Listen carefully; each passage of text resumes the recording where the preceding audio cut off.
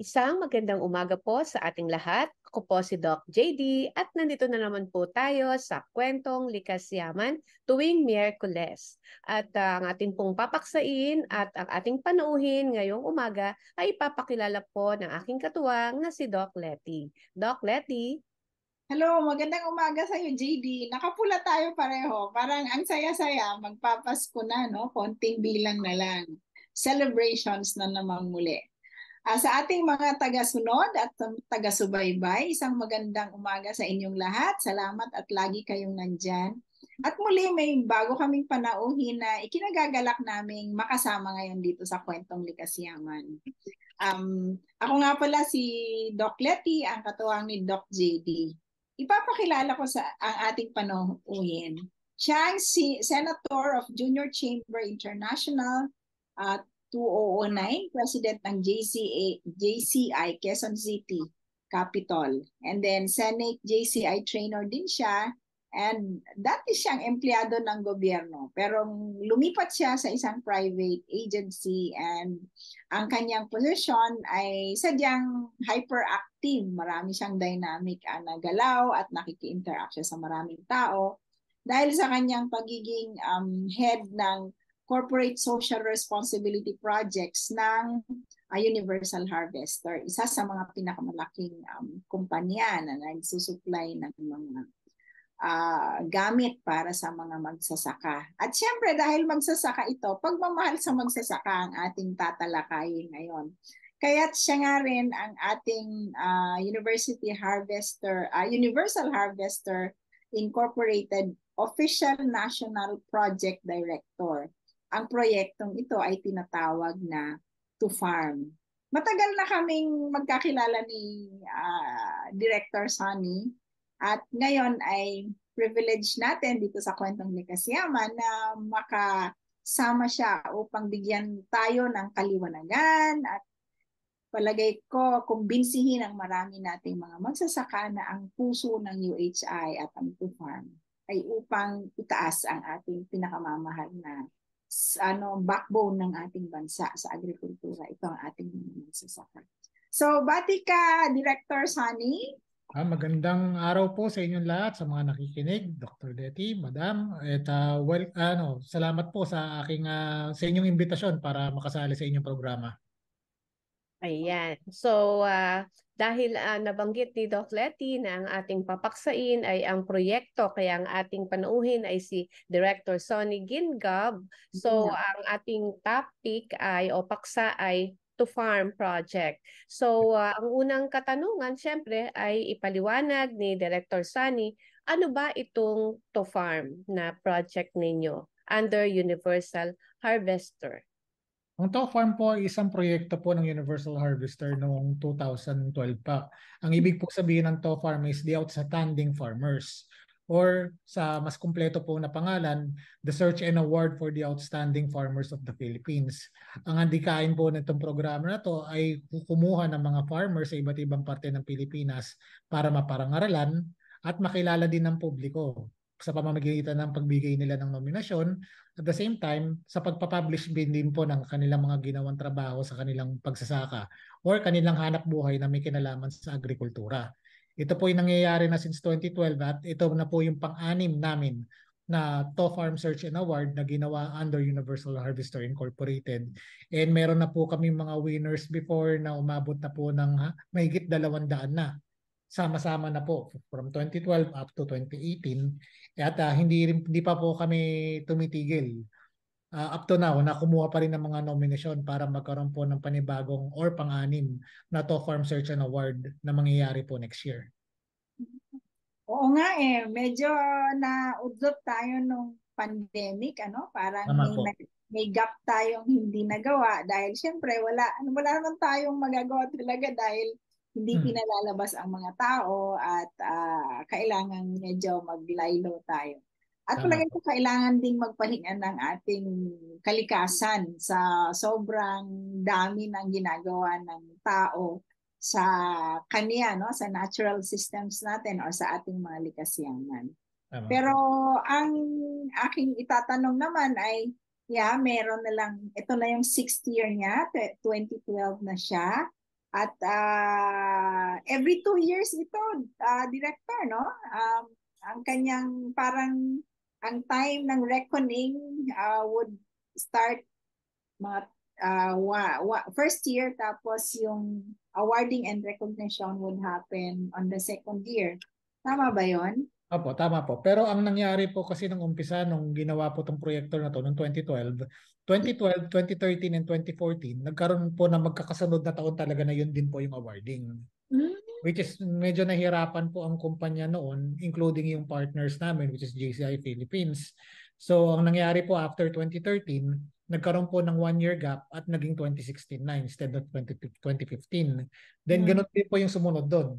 2017 po ang preparation, then 2018 po ulit yung panglima na TOFARM Awards. So unfortunately, yung sumunod naman dapat doon, which is 2020, hindi po natuloy dahil sa tama po kayo, pandemic. And ganun po yung naging sistema. Pero munti ka na actually po hindi nang tumatuloy dahil po syempre since nag-iisang partner or nag-iisang kumpanya lang po to with one partner itong national project na to, hindi rin po actually kadali rin gawin yung proyekto dahil sa current status po ng ating lipunan right now. Let's say for mga farmers po, wala po silang ganong masyadong output. So nagkataon lang po nitong taon na to na marami po tayong po pwede makuha at pwede nilang ipagmalaki ang recently na accomplishment nila sa kanilang trabaho. So sinuwerte naman po na okay naman po yung start natin nitong 2023. Ayan. So ang tanong ko, Director Sonny, ay ano pa ang pinaka-vision, mission o sabihin natin, anong pinakalayunin ng TOFARM as a project? Particular po sa... Yes, ma'am. Particular po sa mission and vision, wala po kaming ganun. Pero meron po kaming malinaw na goal dito. Ang goal dito po ng TOFARM Awards under Universal Harvester ay magbigay ng pangarangal sa mga magsasaka. At the same time, mahikayat natin ang mga kabataan at lahat ng mga tao sa lipunan para mag-venture sa farming. Dahil isa po ito sa pinaka-importante or napaka-importanteng aspeto po sa lipunan na marami dapat sumali sa agrikultura dahil ito po talaga yung backbone ng ating lipunan eh. So, meron po rin kasi kami studies before na medyo kumukonti na po yung mga farmers. So it's only part ng CSR projects po ng aming kumpanya to entice young people na i-consider po mag-venture into farming na rin. So isa rin po sa mga programang ginagawa namin under TOFARM sa pamamagitan po nagpaparangal. At the same time, ipapakilala namin ang mga farmers sa iba't ibang parte ng probinsya na ito po yung ating mahuhusay ng mga farmers. Dapat po gayahin natin, dapat din po tulungan natin at the same time dapat po i-consider din natin pong pumasok po sa agriculture. Ay, tugtungan ko lang yung tanong ko tungkol sa layunin. So dahil ito ay pang-anim na nyo ng taon na magbibigay ng parangal sa ating mga magsasaka, kumusta naman ang naging trend? Simula nung nagsimula kayo, mas dumadami, mas gumanda ba? Ano ang naging pattern ba o mas dumami ang nagno-nominate? So anong inyong nakitang mga naging benepisyo nang magsimula kayo ng TOFARM? Actually po, malaki po ang naging impact nito sa iba't ibang probinsya eh. Kung iisipin niyo po, yung first time namin nagkaroon ng TOFARM noong 2012, ang mga nominees lang po doon is wala pong 100. At meron po kami mga 25 winners, combined po to ng mga silver and gold winners. Habang tumatagal po, nakikilala po kami sa iba't ibang mga probinsya, lalong-lalo na po meron po kaming cash prize. Every year dumadami naman. Noong 2012, meron po kaming 25 winners. Noong 2013, nagkaroon po ng mga higit 40 winners. 2014 po, 40 plus winners din. Wow. 2016, medyo bumaba ng konti pero marami namang nominations. Noong 2018 po, nung ako na po yung in charge, we have 39 winners po pero ang nomination po noon is nasa around 240. Sobrang dami pong sumali. Ang galing, no? Ang galing. Pero so total po, mga winners po natin, combined po yung 5 taon na yun is 201. Wow. So, habang tumatagal po, dumadami po yung nomination. Okay. So, na-identify nyo ba kung saang lugar sa bansa ang may pinakamaraming nomination? Parang gano'n, ano? Diba, ay, madali lang po. Yeah, napakadaling tanong po yan. Masagot ko po dyan is Luzon. Luzon. Luzon po ang pinakamadami usually. List, no? Pero hindi po kami humihinto pumunta sa ibang mga probinsya kasi katulad po ng mga nangyari before, wala po kami ganong nakukuhang mga winning nomination sa ERMM. Which is Hmm. good thing meron po kaming kapartner GCI Philippines na may mga chapters po or may mga grupo bawat probinsya na tumutulong sa amin para makakuha po kami sa mga ibang mga probinsyang hindi pa naaabutan ng TOFARM. Particular po doon yung Tawi-Tawi, Basilan, yung mga dulo-dulo na po ng Pilipinas. So may mga tumutulong naman po para malaman po ng mga ibang mga taga-probinsya doon sa lugar na yun na meron kaming ganitong programa at beneficial po para sa kanila na sumali sa amin. Ano ang karaniwang mga nature ng mga napapanalong mga farmers? Kumbaga, ito ba yung mga complicated farming or ito ba yung nagiging tourist farming or ito ba yung ganun? Pwede mong i-describe kung ano? Iba-iba po kasi. Sa farm tourism po, may mga sumasali po. Pero if I were to discuss po yung categories and criteria po, we have 12 categories. Farmer, woman farmer, mangingisda, mga fisher folk, mga young farmer, which is may age range po na 18 to 40 years old. Meron tayong tinatawag na agriculture innovator, mga guro, mga educator, inventor, scientist. Meron din po tayong tinatawag na hindi po sila farmer pero involved po sila sa negosyo sa agriculture industry like agri-entrepreneur po, pwede rin po sila sumali. Meron tayong tinatawag din na agriculture initiatives. Ito yung mga NGOs, institutions na gumagawa ng programa para sa mga farmers na relevant po na at dapat lang po din ma-recognize ng TOFARM. Meron din po tayong tinatawag na group category na apat po sila, cooperatives, agriculture cooperatives, family group of farmers, hindi lang po mag-asawa kundi kasama po mga anak o ilang mga kamag-anak, isang unit po sila na magsasaka. Meron din pong local government unit. At yun po, yung binanggit ko actually po kanina, yung nauna is agriculture initiative. Ito yung mga institutions po, yung mga schools na po pwede rin po sumali. Yun. So we have a total po of 8 individual category saka 4 na group category na magkaiba po ang presyo ng kanilang mga premyo. Pag nanalo po ang mga individual categories, may 50,000 po sila plus yung gold award namin, while itong mga gold winners naman from the group category mananalo po ng 100,000 pesos apart from sa award, gold award na makukuha po nila. Meron din po kami tinatawag na silver awardee. Pero may cash prize din po yon, hindi lang po namin ina-announce. Obviously, mas maliit po ng konti, pero walang uuwing luhoan po dito. Lahat po actually talaga panalo pag naging finalist kayo. Yan. Ako sana mas dahil dito sa ating palatuntunan na to, Doc Letty, marami ang mahikayat. Kasi ang alam ko, November 26 pa na ngayong taon na ito ang deadline, no? Ng Yes, nomination. Sige. So, ano pang tatanong natin? Actually, hindi ko naisip pala, ngayon ko lang naliwanagan kay Director Sunny na pwede pala din yung mga schools. Meron kasi silang gulayan sa paaralan na project ng DepEd na actually ginagalawan ko rin yung area na yon.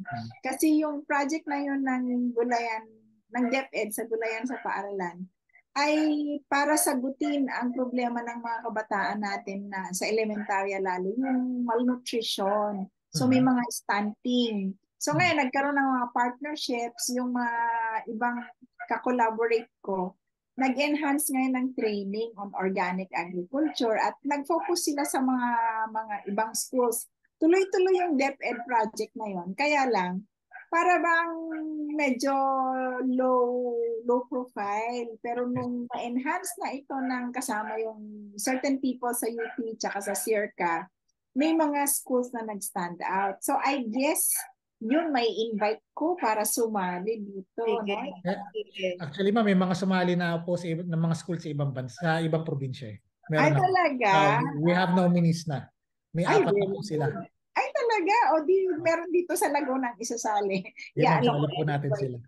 Sige, Director Sunny, so sana itong ating kwentuhan talaga ay magdulot na mas marami ang nominasyon. Kaya maaari na tayong dumako sa ano ba ang parang pinaka-criteria, no? Ano ba yung mga kailangan nilang mga katangian nung kanilang isasali para maging nominado, no, sa pagiging outstanding, ano? So siguro dumako tayo dun sa mga criteria and guidelines ng TOFARM.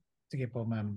Actually, ma'am, yun sa criteria po medyo madami-dami. Pero bawat kategorya po may mga specific criteria po siya eh. Bali, ma'am, like yung sinabi ko po kanina, we have 12 categories divided into two kinds. Yung first 8 po is individual, while the last 4 po is group. Meron po kami mga criteria na kailangan i-present po sa mga nominators and nominees. For example, out of doon sa 8 individual category, let's say magsasaka po, farmer. It can be any high value crops po. Pero po pwede naman pong rice, corn, coconut, or number 2, number 3, number 4, itong mga fisher folk, livestock, and woman farmer, iisa pong criteria lang po ang sasagutan nila. So either of the four, combination ng crops yan? any combination po. Opo. Sige. Okay. Tapos either of the 4 of these criteria po, iisa lang po ang grupo ng or categories po, iisa lang po ang grupo ng criteria na ang kailangan nilang basahin at kailangan po nila kasagutan. Initially po sa general planning, execution ng monitoring and evaluation, dito po sila magsusulat about doon sa kanilang pagsisimula sa pagsasaka, paano nila sinimulan, paano nila napalago, at paano nila pinag-aaralan para mapagpabuti pa ang kanilang ginagawa sa pagsasaka. So yan po yung mga isusulat nila. And once nasulat na po nila yan, kailangan po nila maglagay ng mga litrato as supporting document doon sa kanilang mga sinulat. Okay. Yun po. Tapos doon, sasagutin din po nila yung ibang mga criteria po under that category. So sumunod naman po dito, for example, after nila nasagutan yung criteria 1, criteria 2, kasulat po is preservation of biodiversity, care for the environment, paano po napapabuti ang mga kapaligiran habang ginagawa nila ang kanilang pagsasaka. Nakakatulong ba sila sa kalikasan o nakakasira ba sila? Or nakakatulong ba sila sa biodiversity ng kapaligiran? So ito po yung mga sasagutan po nila, and maglalagay din po sila ng mga litrato after po nila isulat yung criteria na yon. So ganun din po sa ibang mga criteria. Kailangan po isusulat po nila ang kasagutan nila bawat criteria, then bibigyan po nila ng mga supporting documents or mga litrato bawat sinulat nilang criteria. So ganun lang po yung gagawin. Ganun lang po actually kasimple. Hindi po katulad ng iba na marami po pong hinihingi, may certification pa or everything. Po pwede naman din po magbigay ng mga certification, i-attach na lang po dun sa mga sinusulat nila. Since we have a page limit po, hindi po pwedeng lumagpas na 30 pages to, pagkakasyahin po nila itong mga kasagutan nila sa loob ng 30 pahina. Tapos po, once na nasubmit na po nila yung kasagutan nila, nakasama na rin po yung mga litrato, pwede rin po silang magpadala ng video. Ini-interview po nila sarili nila, sinasabi nila kung paano sila nagsimula, pinapakita rin po yung kanilang farm, yung kanilang negosyo, at mga kasama nila sa farm nila. So po pwede rin po sila mag-submit ng gano'n na makakatulong din po sa mas mataas na grading system na pwedeng ibigay ng mga judges. And may nagsasubmit na rin po sa akin. Ano po ba yung video? May ilang ano po ba yun? Parang sukat o sabihin natin kung gaano kahaba ang video? Meron po ba kayong minimum or maximum? May minimum po. Pwede pong kasing iksi lang po ng mga 3 minutes pero pwedeng kasing haba po ng 10 minutes. Yun na po yung pinakamatagal. Kasi po merong mga iba nagpapadala lang po ng mga 4 minutes, pwede po yon. Pero meron po kasi mga achievers talaga na mga farmers, particular mga young farmers, hindi sila pumapayag na 4 minutes ang sinasubmit. Meron po sa akin nag-submit 10 minutes talaga, pinakikita nila lahat ang ginawa nila, which is okay lang din po. Okay. So no problem naman kung ganun kahaba. Yan. So ito po yung mga criteria po per categories. Doon sa farmer, fisher folk, livestock sa woman farmer, isang grupo lang po ng criteria po yan. Sa agri-entrepreneur naman po, yung pang-5, medyo iba po. Hindi po katulad po ng criteria doon sa initial 4 na binanggit ko. So ito po, may general planning din. Then of course, since entrepreneur sila, kailangan sila mag-provide ng business model. Doon sa business model po nila, kaya po bang magaya or ma-adapt ng ibang mga tao? Ano pa yung mga potential para mapalago pa to ng mas maganda pa. ROI po nila, ilalagay din po nila na kapag return of investment ba, maganda ba ang kanilang pinasok in terms of kita. Tapos quality of produce po, maganda po ba ang kanilang mga produkto, isusulat po din po nila to at magpapakita ng litrato as supporting document. Promotion of free enterprise, sasagutin din po nila. paano po nila dinidistribute sa market, at anong impact na nagagawa nila sa industry nila. So yan po yung mga kasagutan din na kailangan nilang i-provide. Sa young farmers naman po, pang-anim, kung nakikita po niyo po yung sa presentation ko dito, yung number 6, iba rin po yung tinatanong dun sa mga criteria na yon. So basically po, bawat category dito, apart from dun sa category 1 to 4 na pare-pareho ang katanungan, iba-iba po ang criteria ng bawat isa. And kailangan po nilang sagutan to. At Opo. magbigay po sila ng mga litrato. Ito po ba ay isasumite sa inyo sa online o ito po ba ay hard copy? Kasi kalimitan may mga ganun pong instruction na sa ipapadala. Parang ganun. Lalagay Actually, sa pareho USB. po. Pareho po siya. Una pong isasubmit po sa amin is yung nomination form na ipiprint po nila gamit po ang aming website sa www.tofarm.org. Ida-download po nila yung nomination form. Ipiprint po nila. I-fill up po nila by hand. Hindi po pwede din computerize. Tapos i-email ulit po sa amin sa pamamagitan ng pag-scan or kaya kukunan lang ng litrato. Then i-email po dito sa opisina namin. Tapos tatawagan na po namin sila para malaman po nila na natanggap na namin ang kanilang nomination form. Ipapadala na po namin sa kanila itong mga listahan na to. Oh. Ayan. Yun. Ganun pa. Ang kagandahan po ngayon, hindi po katulad ng dati, mas marami po kasi tayong mga tao ngayon sa GCI which is kapartner na naman po namin. Pag ang farmer po, nahihirapan po buuin, halimbawa yung bid book na makapal. Yung mga GCI po sa probinsya na malapit po sa kanila, pwede po silang puntahan para tulungan po at atalayan gumawa ng mga kapal. Sa pag-package ng application materials. Yan. Yes, ma'am. Kasi hindi lang po yung yung answer dito sa questionnaires ang ipapadala po. Kasi magpapadala rin po kasi sila doon sa bidbook nila, dapat may nakalakip po na litrato nila, 5 by 7 inches. Tapos maglalagay po sila ng executive summary pa. Tapos sa likod po ng executive summary, kung may mga awards and recognitions po sila or certifications, ilalagay po nila doon. So, doon po nila ipagmamalaki kung ano yung mga recognition na nakuha po nila sa community, sa mga provincial agriculturists, or any awards na nakuha nila sa ibang mga programa, i-attach po nila yun sa likod ng executive summary nila. Itong mga pahina na ito, hindi po kasama to sa 30 pages. Yung 30 pages na binabanggit ko po kanina, exclusive lang po yun sa mga criteria lang.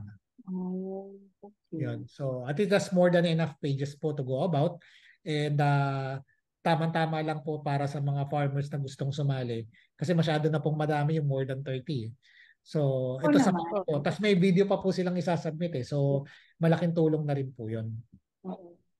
Tsaka kung people of few words lang sila, mas marami silang documentation ng photos. Di madali lang gawin yung 30 pages.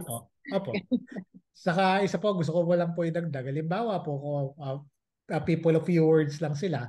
Pero tingin po namin mapapaganda pa po namin. Tutulong din po kami para pagandahin. Of course, with their permission. Kung halimbawa, 1 page lang ang kanilang sinagot sa isang criteria, kaya po namin yung gawin 3 pages for them because nahihirapan lang po silang sumulat. Dito po papasok yung kapartner namin, GCI Philippines. Pupunta sa kanila para tulungan din sa sumulat, pagandahin pa yung presentation.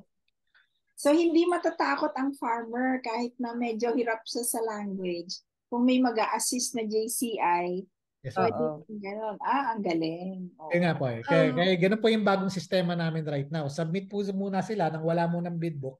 Submit mo dito sa opisina ko ng nomination form. Once na nasubmit ko at all in order na, halimbawa, ito po yung sinubmit nila. Nandito na po lahat ng mga pinilap nila. Let's say yung telephone number nila. Tawagan ko na po sila. At i-confirm ko na na-receive ko na yung kanilang nomination as official entry. Pending po yung bid book. Tatawag na po ako sa GCI para puntahan sila at tulungan sila sa bid book kung kailangan nila. Director Sonny, may tanong ako, no? Yes, so halimbawa, ako ay sumali pa nung nagsimula ng 2012, sumali ako. So sumali na naman ulit ako sa mga sumunod pa. Meron ba kayong tinatawag na Hall of Famer dyan? Na tinatawag natin, sunod-sunod na silang nananalo? O paano yung ganong Wala kayong, yung sumali last time, okay lang. Sumali ulit this year, okay lang. Parang ganon ba kayo? O meron kayong Hall of Famer? Nagkaroon na po dati ng Hall of Famer noong 2016 pero hindi na po naulit. Bali, ang bagong patakaran po kasi namin dito sa TOFarm, Pag nanalo na po kayo, halimbawa, most outstanding farmer po kayo noong 2018 and gusto niyo po pong sumali, hindi na po kayo po pwedeng sumali kung saan po kayo nanalo ng 2018. So ibang However, kategorya naman. pwede naman kayo sa ibang category po. Opo. Okay pala. So, ganon. Yes, So, ma'am. parang nakuha mo na yung titulo mo noong 2015, yun na yung salimbawa, Woman Farmer of the Year, iba naman ang pwede mong salihan sa susunod pa. Halimbawa, group na, no? So, Ayun. O kaya innovator na po or agri-entrepreneur na po, pwede na po. Oo nga. Yan. Oo. Kumbaga pag naging goal winner na po magsasaka kayo, ako, wala na po kayong sasali ako. papatunayan. Ma'am? Pag naging magsasaka na ako, sasali ako dyan. Sige, ma'am. Sali po Dati kayo. ko yan si Doc Betty. Yes. So far, ito po yung mga categories po natin na Kami, 8%. Pero meron po akong gustong pakita ulit, isang last time na lang po. Mapapansin niyo po kung nababasa niyo, meron akong item C dito. Yung People's Choice. So ito po yung pang 13 na award na merong cash prize po from Universal Harvester. Once na na-declare na po natin kung sino yung mga finalist. Let's say po meron pong may mga nominations pumasok dito na 200. Tapos meron na po kaming mga finalist. Yung mga finalist na yon, ipopost po namin sa Facebook account namin. At i-share po nila kung sino po ang pinakamaraming likes or maraming views, mananalo po ng prize from Universal Harvester. Bukod pa doon sa award na po pwede nilang manalunan as outstanding farmer or outstanding woman farmer or outstanding LGU na mananalo kayo ng 50 or 100,000. May special prize pa kayo matatanggap pag marami po kayong mga likes and views sa Facebook. Ang galing. Nga, no? People's Choice. So pag naka 10,000 likes ka, di ang galing-galing. Yes, ma'am. So far, yung isang question ko naman is, yung sa observations niyo, yung mga nanalo, yung mga nanalo na sa mga ganyan, ano yung, nagkaroon ba ng pagbabago sa buhay nila? Or paano na-harness yung pagkapanalo nila para ma-expand or masuportahan ang agriculture doon sa lugar nila? Actually po, marami naman po mga nagbago doon sa mga, lalong-lalo na sa mga previous winners. Although hindi po ganun kalawak ang aking experience since napasok po ako sa TOFarm dito sa Universal Harvester noong 2016. Ang napansin ko po doon sa mga winners po, mga farmers including mga entrepreneurs po, lumago naman po yung mga kanilang mga negosyo. At the same time, nagre-report naman sila dito sa aming katanggapan. Almost every year naman din pinapakita po nila na because of TOFarm, lumaki na yung negosyo nila. Because of TOFarm, nagkaroon po sila ng puhunan para sa kanilang additional businesses. Pinapakita rin po sa amin yung mga kanilang mga lumalaki yung mga farms and yung development sa kanilang sa agricultural work. So meron naman po mga developers, lalong particular lang po na madalas pong mag-report dito actually mga taga Leyte.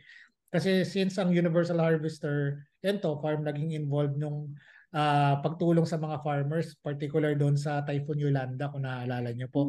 Meron po kami mga tinulungan doon ng mga farmers na ma-revive ulit ang kanilang industriya, lalong-lalo na yung mga pamilya doon. So nakita naman po namin na nag-flourish po, lumago at hanggang ngayon nasusustain pa naman din po nila.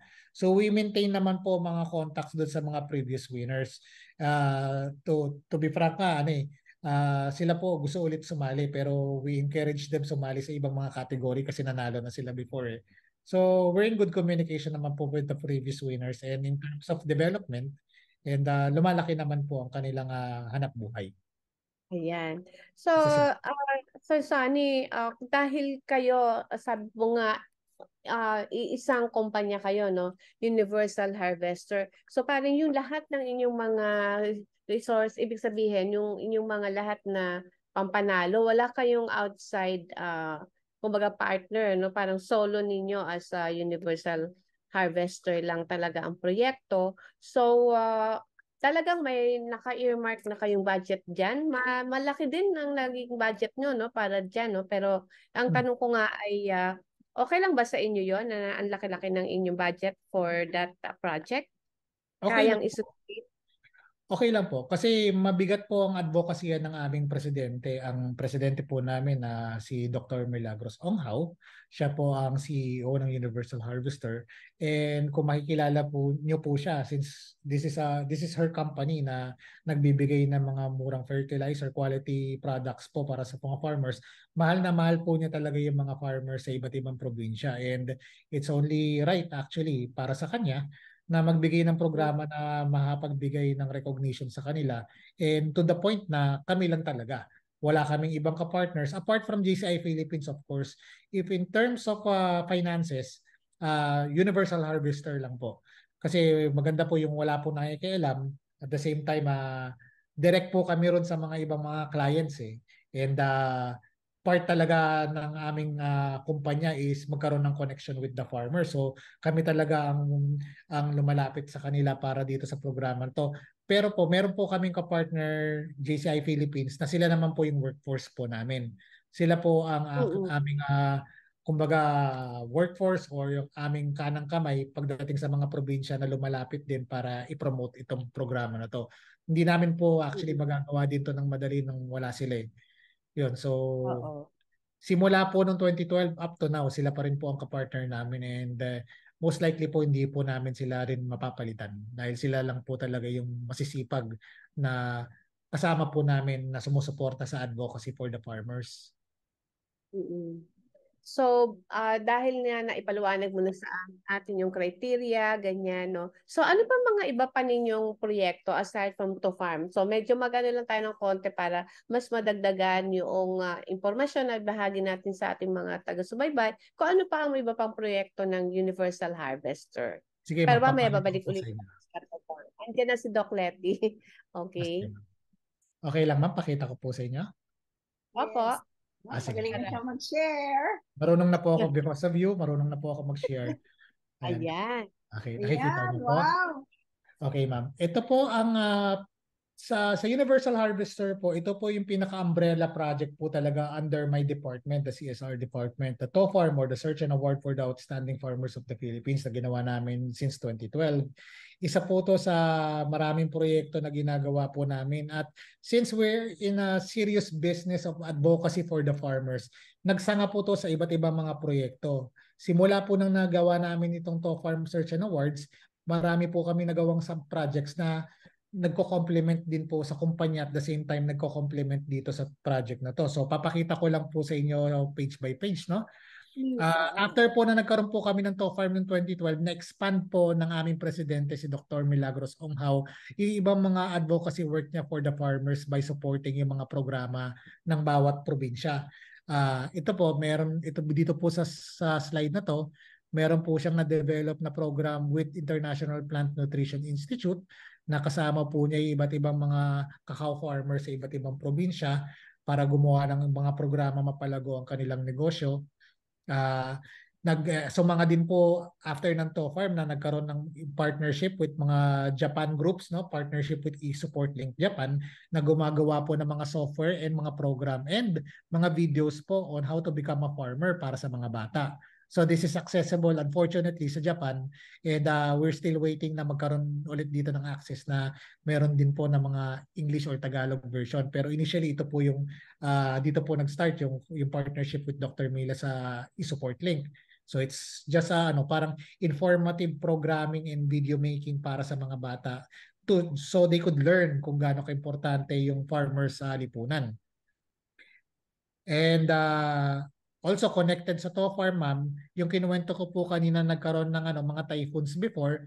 Universal Harvester together with TOFARM and some members of the JCI was actively participating restoring yung hanap buhay ng mga magsasaka natin at pinagamagatang baliksaka or back to farm, na gumawa po kami ng mga small villages po sa iba't ibang mga probinsya, pero ang pinakamarami po sa area ng Leyte kung saan talaga tinamaan ng bagyo before. And tinulungan po namin sila makabangon by providing farm inputs, seeds, mga tools, equipments, including fertilizers free para sa mga farmers na yon. At nagkaroon po ng mga regular festivals before. Ang nire-request lang po ng TOFARM and UHI is kumbaga i-pass the hat or ibigyan ng pagkakataon din yung ibang mga kapwa nila magsasaka para makabangon din. So ito sila rin po yung nagre-report sa amin a year or maybe after 2 years kung kamusta na sila. And lumalaki naman po ang kanilang mga trabaho at mga outputs including yung mga yields nila sa iba't ibang probinsya. Pero ito pong picture na nakita nyo po dito, this is from Leyte, Haro, Leyte. Diyan po talaga kami nag-focus kasi ito yung nasalanta ng Typhoon Yolanda talaga noon. Lalaki Marami ng pong naging harvest, villages po dyan daming bunga. Marami po naging villages po dyan under To Farm. Kaya tinawag po na To Farm Village yung ibang mga parte ng probinsya na yan na pinangalan under sa aming presidente si Dr. Milahao na nandito rin po sa picture. Ang galing, ano. So, Yun po. sana lahat ng mga, maraming ganyan. Kasi kung mamumultiply ang ganyang mga initiative, mga advocacies na ganyan, mas talagang uunlad pa ang ating agrikultura, Doc Letty? Yes, And ma'am. kung sana yung ganyan din yung mga iba. Marami din naman may mga corporate social responsibility projects ng mga ibang kumpanya, no? Pero sana mas dumami pa. Parang gano'n. Yes, actually ma'am, napakadami po. Kaya po Tuloy mo pa, ma'am. punong-puno po kami ng mga trabaho dito for the farmers kasi apart from dun sa business side po of providing quality fertilizer, we're making sure na we're giving back din sa mga farmers by providing them programs para gumanda lalo ang kanilang kabuhayan. Kaya makikita niyo po dito sa presentation, hindi lang po sa Baliksaka, gumagawa rin po kami ng mga forums para sa mga farmers. And dumating po sa point na nagpapadala rin po kami ng farmers sa ibang bansa, free of charge po. Ang tinatawag naming lakbay aral or study tours, dinadala po namin sila sa ibang bansa para makapunta po sa mga ibang farm sa iba't ibang bansa at makakita nila yung method o yung mga paraan ng pagsasaka sa iba't ibang mga lugar. Actually, dito po maraming sumasali mga farmers. Sinasagot po ng aming presidente yan, plane fare, hotel, everything, para madagdagan yung kaalaman nila. Labas pa po doon sa mga alam nila currently na ginagawa nating metodolohiya dito sa Pilipinas. So marami pong sumasali dyan. Pupunta po ng China, Japan, South Korea, at Malaysia, Singapore. Yan po yung mga pinupuntahan po ng boss ko together doon sa mga kanyang ini-sponsoran ng mga farmers. So marami po sumasali. Ang galing. Pero hindi lang po sa international ginagawa. Of course, initially ang ginagawa po ni Dr. Milahao is local din. Pero eventually after the mga local, pumupunta na rin po sa ibang bansa. So marami na pong napuntahan din yung mga farmers together with our president. And this is all for free, just for the sake lang na mapabuti nga ang methods and yung buhay ng mga farmers by introducing to them mga bagong technologies or bagong methods na ginagawa sa iba't ibang bansa. At saka inspiring sa farmers yan, no? Parang, wow, farmer ka, hindi ka limited lang sa sinasaka mo, kundi ang laki ng, hope and, inspiration na, I can also travel the world because I am a farmer. Yung ganon, the dignity and pride of being a farmer, nandyan. Imagine niyo po, dadalhin po lahat yan ni Dr. Mila. Ganun po niya kamahal ang mga farmers. Regardless po sumusupport yan sa product or hindi, yung advocacy talaga, we're very strong with our advocacy talaga to support everybody. Okay. Sige, tuloy mo pa. May Indonesia, may China. Yes, ma'am. Actually, ma'am, may Indonesia, China. Wala lang akong picture dito from Japan. Pero marami na po, Southeast Asia na po napuntahan ng iba't ibang mga farmers. We usually schedule po to once a year. Pero nagkaroon na po ng problema actually yung nagka-pandemic nahinto po to Pero according to my boss, sooner or later babalikin po tong programa na to for the farmers. Actually, in-anticipate na maraming farmers to Talaga? Looking forward, ha? Yes, ma'am. Every time po nagpo-promote kami sa probinsya about To Farm, yun kagad ang inuuna nila Parang, teka lang po, dadating po tayo dyan. To Farm po. Ayun po. Ito po yung mga picture din ng aming presidente na nagkakaroon ng mga forum sa iba't ibang mga probinsya. No? Pag wala po kami Lakbay Aral International, gumagawa naman kami ng marami din locally. And nagkakaroon po ng forum kung ano po yung mga problema nila and ano yung mga pangangailangan nila na hindi na po provide ng local government. Andito naman din po si Dr. Milahao para sumuporta o para itawid ang kanilang mensahe. At the same time, makapag-provide ng additional tulong din. Yun, sa yan po yung mga regular na ginagawa namin. Oo. Yung mga pinupuntahan yung itong mga lugar na to, like dito sa Nueva Vizcaya, Nueva Ecija, meron din kayong outlet dyan ng Universal Harvester. Ganon. Tapos, Wala po kaming outlet, pero meron po kami mga distributors. okay. Yan, yun po. Kasi yun dito po, as per dito sa Universal Harvester Building, meron po kami mga naka-assign mga distributors and resellers sa iba't ibang lugar. Maring nag-iiba po. Pero may, let's say for example po sa Central Luzon, hindi ko lang po mabigay yung pangalan right now, no? Pero wala po kami talagang physical store sa mga probinsya para magbenta. Bale, pinaubaya po namin yan sa mga accredited distributors. Oh. Pero kita mo, ang dami. Rojas, Bulacan, Laguna, Tuguegarao, Pangasinan, La Union, Isabela.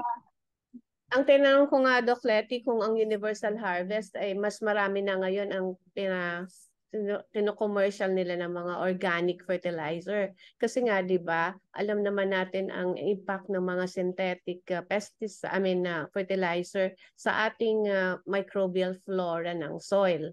So, sa trend ba, Sir Sonny, yung Universal Harvester, mas marami na ngayon yung kanilang ina-out ng mga organic fertilizer? Actually, we're starting to transition na po sa organic.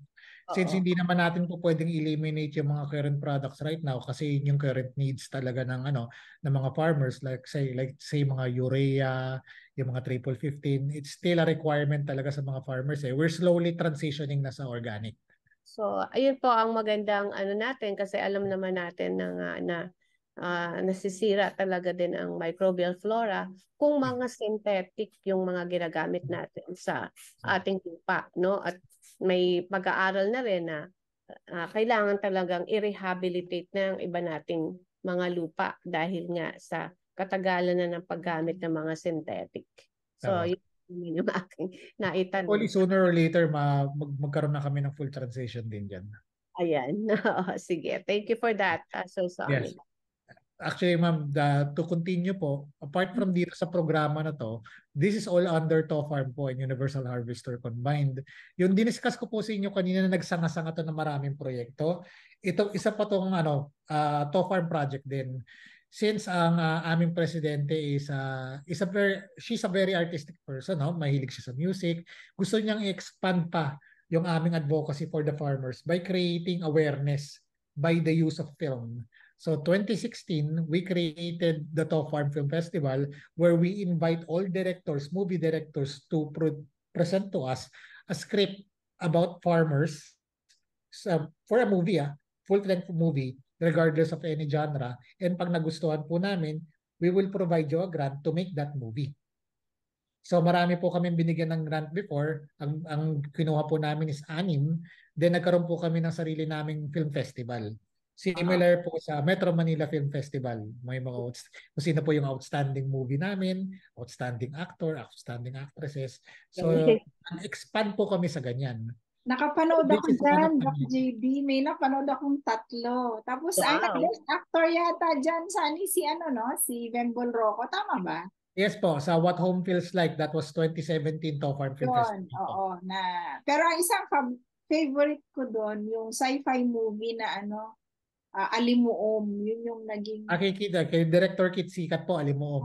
I like that movie kasi meron siyang forward vision, no? What it is, what the environment is kapag na-abuse. Ganun. Ang ganda ng film, although sci-fi siya.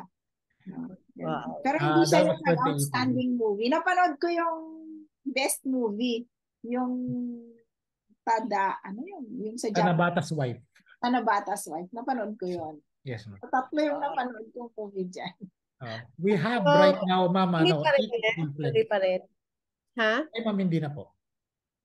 Hindi na kayo gagawa niyan pa. Wait, pero JD, may archive sila niyan. Di ba, Sunny, pwedeng hiramin yung movie kapag, gagamitin sa klase, kapag gagamitin sa educational purposes? Yes, pwede naman po. Although we also, we have it rented. Pwede naman po din na for free. Pero usually po, since mahal po yung pelikula, we sometimes go sa mga LGUs or sa mga schools para ibenta for a small fee. Pero po pwede naman din po namin ipahiram yung pelikula for educational purposes. We have right now 18 full-length films plus 3 short films about farmers, iba't ibang genre po. Shucks, ang dami Natapos po po pala. siya noong 2018. Okay. Yan. Galing. Dapat Dami pala nyo. makapag-share ka, ikarga nyo nga sa Facebook nyo kung ano yung available na movies nyo for rent sige, and ma'am. for ganun. Sige ma'am, share ko po sa inyo. Pero ma'am, wait, there's more. Hindi lang po Sige, ito. sige, go. Since nagsanga na po tayo sa pelikula, hindi pa po tayo tapos dahil nag-extend din po yung advocacy namin using other mediums. So, apart from the film, naglabas din po kami ng National To Farm Photo and Video Contest. So we also invited young people, including short video filmmakers, na gumawa ng photography work or mga informative videos all about farmers. So ito yung attempt namin na ikayat din yung mga bata na maging aware sa To Farm by inviting them to submit beautiful photos ng mga farms, farmer at work, create presentations on how important the farmer is, gaano sila nahihirapan magtrabaho para sa atin, nagpo-produce ng pagkain sa buong bansa.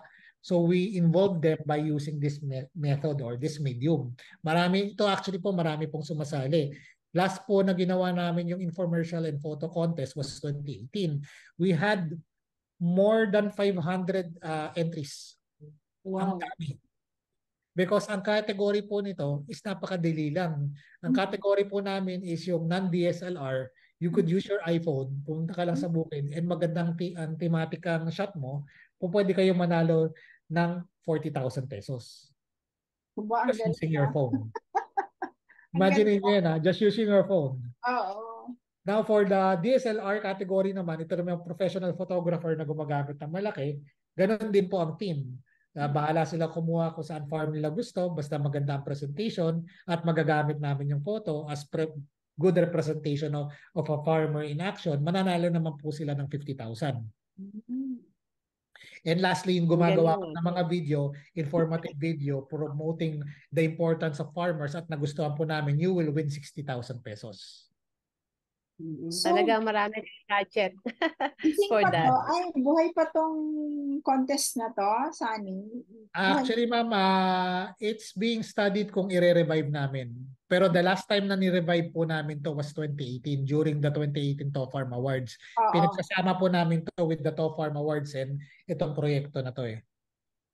Okay. Kasi actually, pwede i-promote yan sa mga agriculture students. Actually, ma'am, kahit hindi nga agriculture student, yun nakakatuwa dito eh. Kasi even dun sa mga areas na walang interest sa agriculture, nagkakaroon ngayon ng interest because of through this contest. Kasi nagkakaroon kami ng pagkakataon mapaliwanag na bakit namin ginagawa to. It's because it's important for the young people to learn and know how important talaga yung mga farmers sa ating lipunan. So dito po rin sila natututo. Because of this, nagkakaroon ng mga interested people na kumukontak sa amin, what is To Farm? So napopromote namin lalo ang aming advocacy because of this. Pero hindi pa rin po actually natatapos dito. This is only another medium po. Yung kanina po is film. This one is parang more on graphics. Ito naman pong susunod ay iba.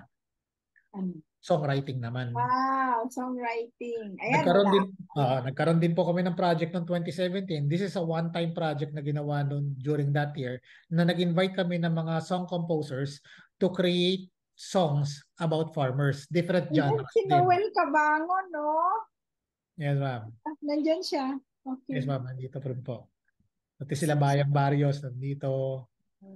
Yan. So marami po nag-participate din po dito. And marami pong entries po kami nakuha. So the reason bakit po namin ginawa is for our president to make sure na all areas for our advocacy ay makover namin. May it be music, may it be videos or movies, or graphic arts or photography. You name it, kinover po namin lahat ng advocacy namin using those avenues. So isa ito sa mga avenue na pinili namin na gumawa kami ng songwriting competition national para may kayat namin lahat ng mga composers gumawa ng mga kanta about farmers. So marami rin pong nanalo din po dyan. Galing. Yan ang hindi Pero, ko alam. Kasi kung alam ko yan, kinakanta ko na sana. At hindi rin po natatapos dyan. Habang ginagawa po namin yung TOFarm, aktibo po kaming gumagawa ng proyekto para sa restoration po ng Banawe Rice Terraces nang ginagawa namin yan simula 2017 up to 2020. So, ito po yung ongoing project before together with TOFarm. And nagsanga din po ang TOFarm dito, hindi lang sa restoration ng Banawe Rice Terraces, kundi nag-imbita rin kami ng mga composers sa iba't ibang parte ng mundo para gumawa ng musika about farming or particular sa Banawe Rice Terraces. So because of that, gumawa po kami noong 2018 ng Banawe International Music Composition Competition inviting international composers all over the world na gumawa ng kanilang music na thematic sa pagsasaka and thematic sa Banawe Rice Terraces. And it was well attended po. Kung makikita niyo yung mga litrato, marami po mga from different countries po ang umattend, from Japan, Italy, Spain, US, France. And ako po yung punong abala na pumunta ng Banawe para mag-akyat po ng 88-piece orchestra para doon po sila mag-practice. Yun po. So ako po nag-asikaso din yan ng proyekto na yan. So yan po yung mga ilan sa maraming mga ginawa naming proyekto na pinangungunahan po ng aming presidente si Dr. Milagros Hao. Nakita niyo po yung litrato po niyo dyan, yung magandang binibini po dito. Yan po ang aming presidente. Yun. Nakakatuwa. Yun. And makikita niyo po yung listahan na ginawa ko po. Ito mo yung mga aktibidades po namin simula nung ako po yung ginawang punong abala para sa TOFarm. Ganyan po kadami ang ginawa naming proyekto at mga programa para sa mga farmers. Napakadami po. Galing. Ganyan po kami actually ka-active. Power. Yan. So, I think, sir, tapos na po yung ating isang oras, no? Baka pwede na tayo, Doc. Okay. Sige. Naku, napakaganda ng presentation mo. Oo nga, bitin nga. Ang lawak, di ba? Bitin tayo, JD, pero isang oras lang. Isang oras lang po kasi itong pero meron kaming token para sa aming mga guests at usually ito tradisyon namin dito sa KLY. Sit and relax sa Director Sonny and JD is going to present. Ito po ang namin. So alin namin sa iyo ito, Sir Sonny, sa iyong oras na inilaan dito sa pagbabahagi tungkol sa TOFarm 2023. Ito palang TOFarm is the Outstanding Farmer of the Philippines. So ito na lang yung title. TOFarm. Yes. Pagkilala sa ating natatanging mga magsasaka na isinusulong bilang pagpapahalaga sa kanilang dedikasyon sa agrikultura kung saan supply ng pagkain ang pinakauna. Kaya sa mga ibinahagi ng ating panauhin na si Director Sonny Ginggab ay isipin upang makasama kayo sa mga gawain para maisulong ang agrikultura sa atin. Dahil sa angking likas yaman ng bansa, kung saan sa hayop at halaman ay sagana, palay, saging, niyog, kakao, kape, tabako at abaka, idagdag pa ang mga yamang dagat tulad ng isda at marami pang iba.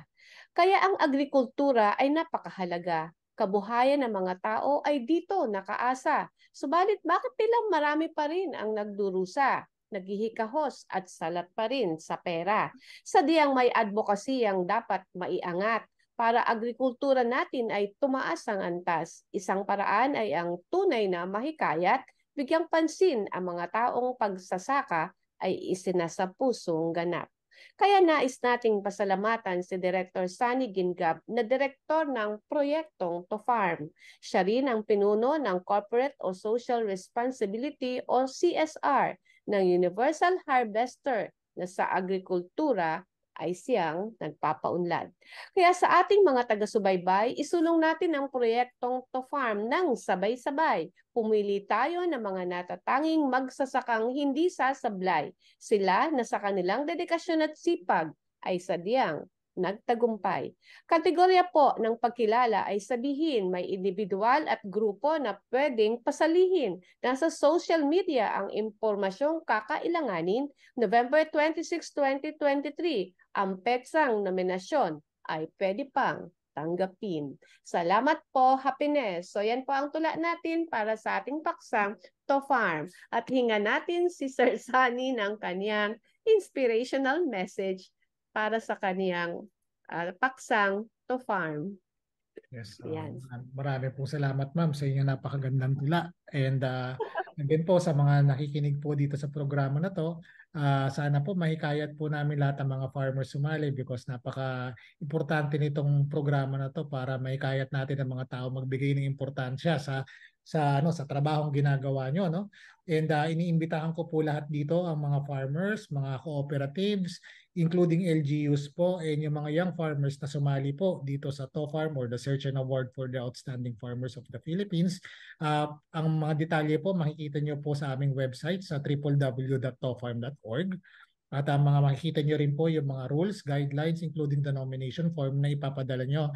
Ngayon, nakikita nyo po sa screen, ito po yung mga official po na makakausap nyo at kakausapin lang. Nandito din po matatagpuan ng aming email kung saan nyo isasubmit ang inyong mga nomination. So, extended po to hanggang November. And wag po kayong mag-alala. Pag kayo po nag-submit at nahihirapan gumawa ng bidbook, nandito po kami kasama ang JCI Philippines para tulungan kayo at masiguro na mayroong malaking tsansa na kayo makukuha para manalo po dito sa national award system na to. So again po sa lahat po ng mga farmers and mga cooperatives, sana po bigyan nyo po ng time at sumali po dahil malaki po ang preparemyo na bibigay po namin sa inyo. And 50,000 pesos po sa individual and 100,000 po sa group awardees. So meron po tayong oras, actually meron po kayong oras pa para mag-isip at gumawa po ng nomination. At the same time, nandito rin po kami para tulungan kayo gumawa ng bidbook. So again, maraming salamat po and sana mapasali po namin kayo lahat. Katulad din po ng mga sumali ng 2018, sana mapabilang po kayo sa mga winners na mapapangaralangan dito sa Universal Harvester and TOFARM Philippines. Ang galing. Ayan. So, maraming salamat po, Sir Sunny, sa napakayaman, sabi nating napakayabong ng inyong mga activities, no, o gawain para maisulong ang agrikultura sa ating bansa, no? So, mabuhay po kayo at salamat talaga sa Universal Harvester Incorporated. So, yan, Doc Letty. Wala akong masasabi kundi sadyang ikinagagalak ko na naging guest natin si Director Sunny ngayon at nabigyan natin ng pagpapaliwanag at encouragement din. Sana nga katulad niya, nagsasabi rin ako sa mga farmers, inviting them. Hindi lang yung mga talagang farmers, pati mga eskwelahan, mga paaralan at mga iba pang mga institusyon. Basta't kayo ay nasa pagtatanim o sa agrikultura. Bakit hindi nyo pwede? Baka pwede nyo i-considera na ito ay isang pagkakataon upang ang inyong gawain ay mabigyan ng pagkilala at rewarding at also, no? Pagkilala at ano bang Pilipino ng rewarding at gano'n. Sa ating lahat, saludo po kami sa mga magsasaka. Napaka-importante po ng inyong ginagawa sa ating bayan. Kailangan po natin ng mas matatag at mas secure na panggagalingan ng ating pagkain. At wala pong ibang gawa ng inyong makaka-replace sa ginagawa niyo. Sa inyo po kami sumasagot. Maraming salamat sa inyong efforts. At maraming salamat sa Universal Harvester, kay Dr. Mila Hao, kay Director Sunny, at sa lahat ng nagbibigay ng taus-pusong pagsuporta sa ating mga minamahal na magsasaka. Salamat po. Salamat po. Sa Wednesday ulit. Yes. Thank you, Doc JD. Thank you, Doc Letty. Hanggang sa muli po sa Kwentong Likas Yaman, sa susunod na naman pong linggo ay asahan niyo po, magbabahagi na naman po kami ng mga paksang kapupulutan po ninyo ng mga magagandang aral sa ating buhay. Salamat po. Happiness!